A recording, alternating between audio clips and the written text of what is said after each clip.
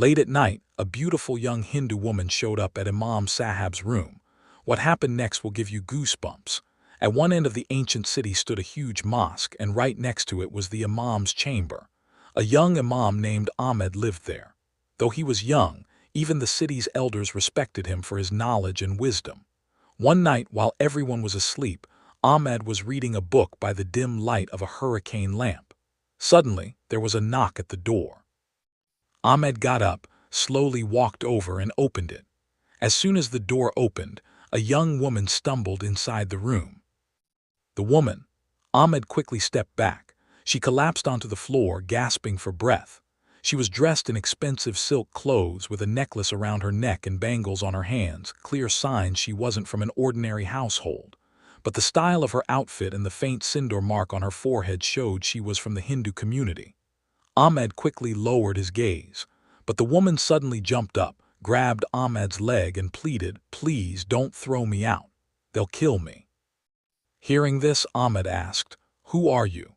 It's impossible for an unrelated woman to be in my prayer room this late at night. You need to leave right now." "Go away."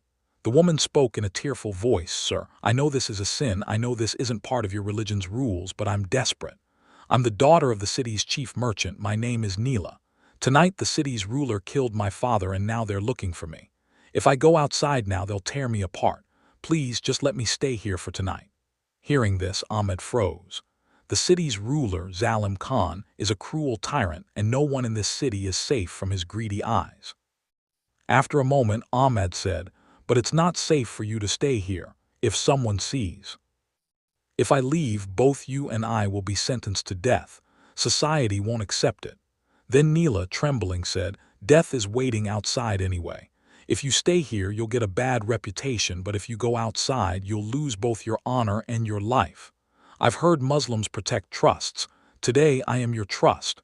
Will you hand me over to the hyenas?" Hearing this, young Ahmed frowned with worry. On one side, strict religious rules and social norms. On the other, protecting the dignity and life of a woman in danger. Islam places the highest importance on helping the helpless, but the situation is extremely complicated. So, Ahmed made a quick decision. Whatever happens, happens, but he would help. He shut the door firmly and bolted the thick wooden latch. Then he told Neela, "Listen, I'm giving you shelter, but there's a condition. You have to leave before the Fajr prayer call, and as long as I'm in this room, you must stay hidden behind that curtain in the corner. Don't come out no matter what." Hearing this, Neela nodded gratefully. Then she quickly went and hid herself behind the old curtain in the corner of the room. After that, Ahmed sat back down in front of his book, but his attention, it's not in the book anymore. His ears were tuned to the outside noise. About 10 minutes passed like this. Then the sound of horses' hooves was heard. Many horses. Ahmed's chest started trembling. Zalim Khan's soldiers had arrived. They were shouting from outside. Imam Sahib opened the door. Ahmed tried to stay calm and got up to go to the door but didn't open it. From inside he asked, "Who wants something from Allah's house so late at night?" Then a commander outside sneered and said, "We're the ruler's men. We heard a heretic girl ran off this way. Someone saw her enter the mosque grounds. The door. Open up, we're going to search the place." Hearing this, Ahmed said firmly, "This is a mosque, the house of Allah. There are no criminals or fugitives here. I'm praying, so don't disturb me." The commander laughed loudly and said, "Prayers can wait. We've got solid info. If you don't open the door, we'll break it down and come in. And if that girl's found in your room, we'll make sure to teach you a lesson." Ahmed then looked toward the corner where Neela was hiding. The girl was surely cowering in fear. Then Ahmed thought, if they come inside, it won't just be the girl who gets caught. Instead, if an infidel girl is found in an imam's house, the whole town will erupt in riots. The Muslims' honor will be trampled, and handing the girl over to them would mean pushing her into the jaws of rape. So Ahmed looked at the chest. It was pretty big and used to store books inside. Whispering, Ahmed said, "They'll break down the door. You have to get inside this chest. It'll be hard to breathe, but there's no other way. I'm trying to hold them off." Hearing this, Neela didn't ask any questions. She quickly climbed into the chest and curled up. Then Ahmed closed the lid of the chest, but he didn't lock it completely. leaving just a little gap for some air to get in. Then he took off his coat and spread it over the chest. After laying down his prayer mat right in front of the chest, he stood up to pray. Just then, with a loud crash, the door's bolt broke and 3 armed soldiers stormed into the prayer room, swords drawn. The commander stepped forward. Ahmed was still praying. He didn't move, staying down in prostration. The commander searched the whole room but found no one. Then his eyes landed on the big chest in front of Ahmed, the one with Ahmed's coat on top. The commander looked there. He moved forward. Even though he pushed the robe on the chest aside with the tip of his sword, Ahmed hadn't finished his prayer yet. Just then, another soldier came running from outside and said, "Commander, we got word that the girl was seen running towards the riverbank. We're wasting time here." The commander glanced at Ahmed once, then at the chest. He still had his doubts. Then he said, "Ahmed, aren't you going to finish your prayer? Or will some secret truth come out only after you're done?" With that, Ahmed calmly said, "Allahu Akbar," and sat up straight, looking the commander right in the eyes. He said calmly, "You've come into Allah's house carrying weapons. Is this the ruler's order, or have you become more powerful than Allah himself?" The commander snapped back, "Don't argue with me, Sindhu, what do you have?" Without getting flustered, Ahmed replied, "The book is Allah's word. If you want, you can open it and see for yourself. But remember, if you don't find what you're looking for there, you'll have to answer on Judgment Day for disrespecting Allah's house." There was such seriousness in Ahmed's voice that the commander paused for a moment, thinking, an imam wouldn't lie. Then the commander. He told his companions, "Let's go to the dock. There's no point wasting time here." Then the soldiers left. As they went, they tied the broken door shut with a rope. After that, they quickly got up and somehow managed to lock the door. Then they ran over and opened the chest. But by then, Neela had lost consciousness. Her face had turned blue from lack of oxygen. Ahmed quickly took her out of the chest and laid her on the floor. He sprinkled water on her face. After a while, Neela opened her eyes and sighed deeply. Ahmed let out a breath of relief and said, "They're gone." "They've gone, but they won't stay far for long. When they come to the dock and don't find you there, they'll either come back this way or launch a raid in the city." Hearing this, Neela stood up and said gratefully, "You saved my life. But where do I go now? They've burned down my house. My relatives are too scared to even open their doors."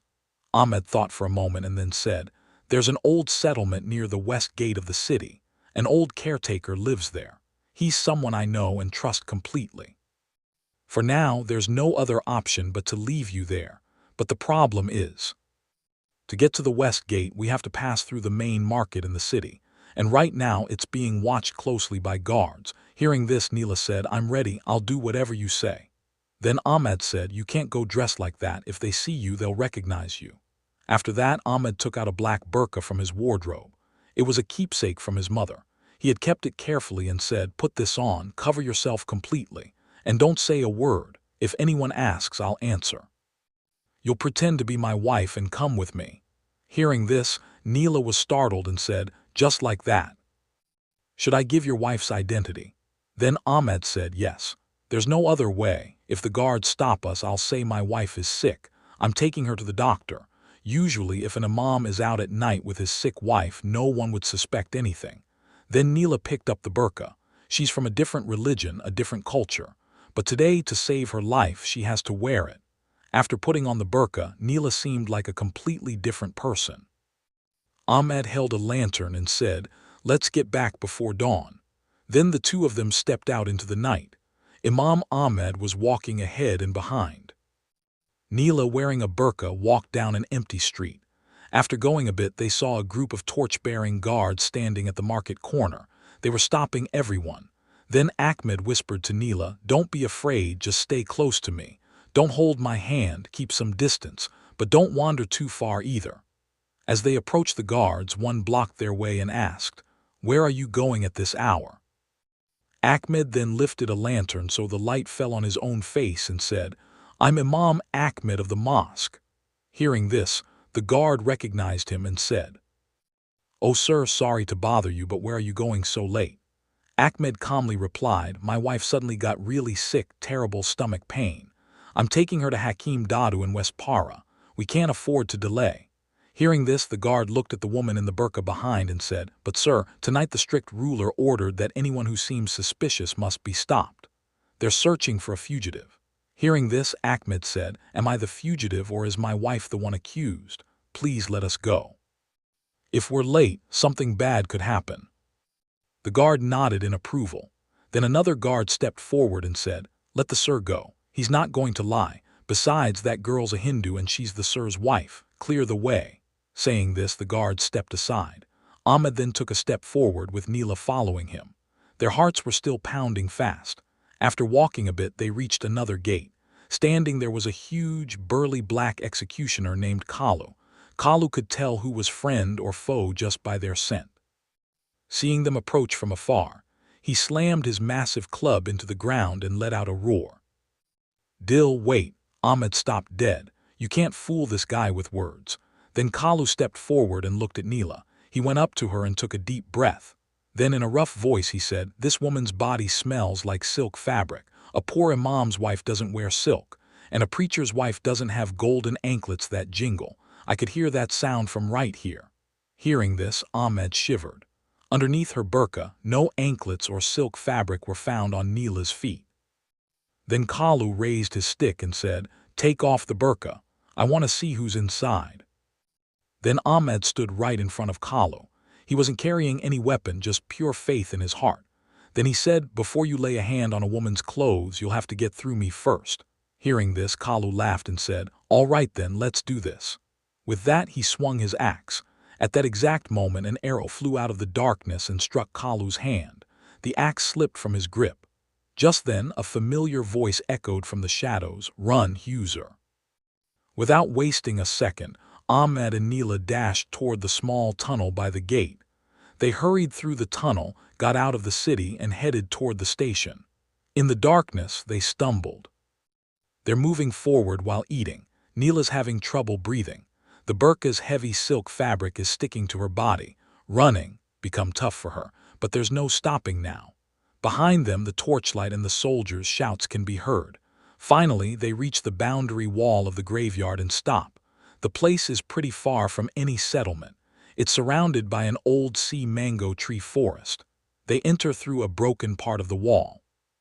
The graveyard feels eerie, with hundreds of years old graves, some broken, some overgrown with weeds, and in the middle there's a small hut. That's where the old man is supposed to be staying. Kadam, Ahmed headed towards the kitchen. A dim light was flickering inside. Ahmed went to the door and said, "Uncle, it's me, Ahmed. Please open the door. It's really urgent." After a moment, an old man came and opened the door. He said, "Ahmed, what are you doing here at this hour in the land of the dead? What do the living want here?"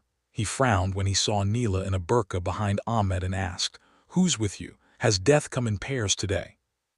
Ahmed quickly went inside and signaled Neela to come in too. Grabbing the old man's hand, he said, "Uncle, there's no time to fool around. Zalim Khan's men are after us. We need to hide her here and no one else can know." "There's no one to trust." The old servant looked at Neela for a moment. Then he said, "Those are Zalim Khan's men. They kill living people. They don't fear the dead. They'll come here too." Then Ahmed said, "At least for tonight I'll make other arrangements by morning." Hearing this, the old man nodded and said, "All right, but it's not safe to stay on the ground. There's an old tunnel under the basement. Lantern bearers used it long ago. Now no one knows about it. You go there." Then the old man moved aside an old mat on the floor. Underneath was a wooden plank. As soon as it was lifted, darkness appeared. He spotted the stairs. The smell of business wafted up from below. The old man said, "Hurry up, I'll shut it from above." Ahmed grabbed a lantern. Neela, scared, clung tightly to Ahmed's hand. Ahmed didn't say a word. Carefully, they started descending the stairs. The tunnel was deep underground. In the lantern's light, rows of skeletons lay on both sides. They were probably those raiders who got lost and died here. Neela wanted to scream in fear but held herself back. Then Ahmed said, "Don't be afraid. The dead don't harm anyone. It's the living you should fear." Finally, they reached the end of the tunnel. The place was a bit spacious. There was a stone platform like a dais. Ahmed placed the hurricane lamp there. Neela lifted her burqa's face cover. Her fair face looked pale. She said, What will happen to my father? I ran away, but they have his dead body. Then Ahmed said, there's no use thinking about that now. First, you need to survive. Do you have any seals or valuables with you? Because you'll need money to escape. Neela showed her necklace and expensive bangles on her hands and said, these are very valuable, but if I try to sell them, I'll get caught. Hearing this, Ahmed looked worried and said, you're right. These things are more trouble than treasure now. We've got to hide them. Suddenly, there was a loud thudding sound from upstairs. It felt like someone was stomping hard on the floorboards. Then the old servant's desperate cry was heard. He said, hey old man, where did they go? We saw them coming this way. Hearing this, Neela looked at Ahmed, scared. Ahmed put a finger to his lips, signaling her to be quiet. They all held their breath and waited. Suddenly, a deep voice came from upstairs. We searched the whole house, but they're nowhere to be found. Looks like they've run off into the jungle. Tie up the old man. We can question him on the way back. Even though the soldiers had left, Ahmed couldn't relax. He knew Jalem Khan's special unit, the wolf pack, wouldn't give up that easily. They hunted by scent. After about an hour, everything finally went quiet. Ahmed said, we need to get out of here, but not the way we came. There had to be another exit to this tunnel. He grabbed the lantern and started checking the walls. At the far end of the tunnel, he noticed a wall made of loose stones. When Ahmed pushed, one stone moved. Then he and Neela began removing the stones together. Their side, they saw another dark path, but a breeze was coming from there, which meant it led outside. So Ahmed said, let's go this way. Then they started walking down the new path. The path gradually went uphill. After walking quite a bit, they came out from behind some bushes. The place was unfamiliar. They could see the city lights far away, but in the opposite direction. They had come out beyond the city walls. Then Neela asked, where are we? Ahmed looked around and said, this is the Devil's Hill. The river is very close from here. We have to cross it. But before we could reach the riverbank, their way was blocked. A shadowy figure stepped out from behind the bushes. She held a bow, her face covered with a black cloth. She said, I knew you would come this way. But her voice sounded like a woman's, so Ahmed stood alert. Who are you? Were you the one who shot the arrow at the gate? The shadowy figure then pulled down the cloth from her face. She was a fierce young woman. Her gaze was sharp as she said, my name is Sarah. I work at Jalem Khan's palace, but I'm a spy for the rebels. It's my duty to save Neela Devi. Hearing this, Neela was surprised and asked, you know me? Then Sarah said, your father is one of us. He used to help a lot. As soon as I heard about his death, I set out. Imam Sahib, you've taken a big risk. Now the responsibility is mine. Hearing this, Ahmed said, you can't do it alone. Jalem Khan's wolf pack will catch your scent. Crossing the river won't be easy. Then Sarah said, we have a boat ready to cross the river, but the problem lies elsewhere. Jalem Khan has killed all the boatmen in the city, so no one can escape. We'll have to row the boat ourselves. Besides, there's royal patrol on the river tonight. Hearing this, Ahmed asked, so what's the plan? Then Sarah pulled out a map from her pocket and he showed and said, there's an old water pipe to the north of the city. Underneath the river, there's a secret drainage system. We can't get straight to the fort on the other side of the river through it, but we can get into the jungle. The path is dangerous, though. It's full of snakes and crocodiles. Then Neela said, I can't go on anymore. My legs just won't move. Ahmed replied, there's no time to stop. Let's head to the water pipe. So the three of them set off north into the darkness. But what they didn't know was that Kalu was following them. Even though an arrow had hit his hand at the gate, he didn't give up. Holding his bleeding hand, he kept going like a dog. The sweet smell happily followed them. Along with him were 10 more fearless warriors. By the time they reached the old canal, dawn had broken. The call to prayer was echoing from the distant fields. Ahmed felt a pang in his heart. Today he couldn't lead the Fajr prayer in his mosque, and maybe he never would again. But the old canal, made of huge stones, was pouring black, filthy water into the river. Sarah said, we have to go through this dirty water, but Neela grimaced in disgust and said nothing. Then they started wading in, the water reaching up to their waists. A terrible stench filled the air when suddenly a harsh noise came from behind. Kalu showed up with his gang, shouting, hey, you little devils, thought you could run away. With that, his soldiers started to surround them. There was a river in front, Kalu behind, and both sides were blocked. Then Ahmed told Sana, "You all get inside the drain. I'll hold them off." Hearing this, Sarah said, "No way, you'll get killed." Ahmed smiled and said, "An imam's job isn't just to lead prayers but to stand up to oppressors. You go ahead." Dear friends, that's all for today's episode. If you want to see the next part, please like the video and drop a comment below. Let me know. Take care.